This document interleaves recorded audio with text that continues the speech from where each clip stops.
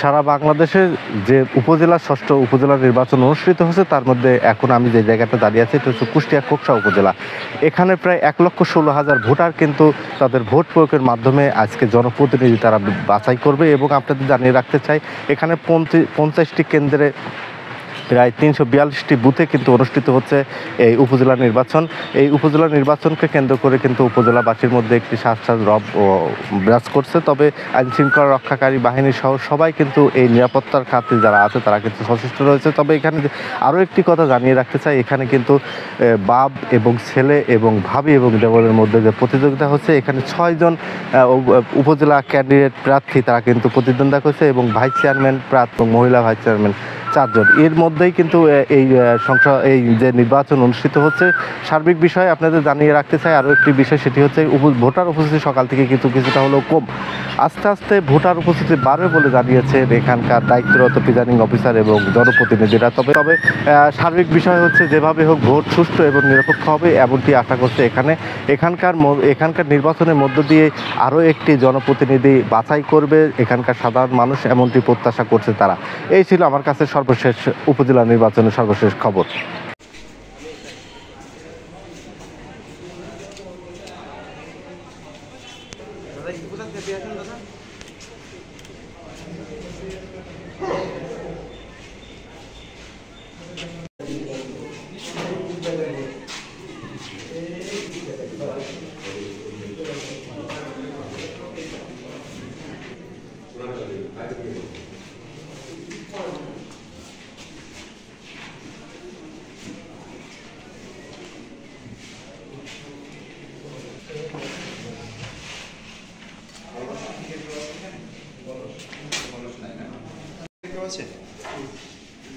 Football নাই আপনি তো বললেন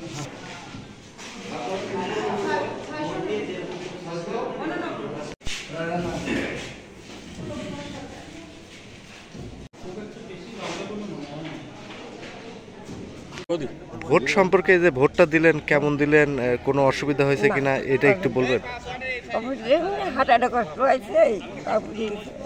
ভোটটা কেমন লাগলো দিয়ে, কোনো সমস্যা হয়েছে? সমস্যা হয়নি। কেউ ভোট দিতে কি আপনাকে বাধ্য করেছে? কেউ বলছে যে জোর করে ভোট দেন? আচ্ছা আপনি কিনা দিতে পেরে সন্তুষ্ট প্রকাশ করতেছেন? আচ্ছা।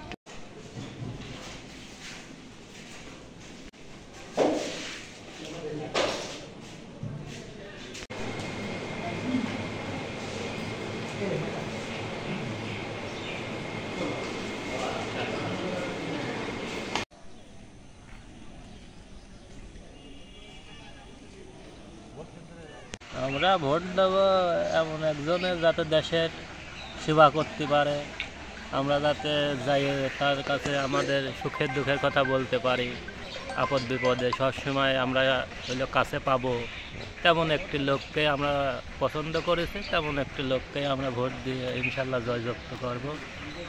আগামীতে যাতে আমার দেশের জন্য অনেক কাজ কাম করতে পারে। এই ভোট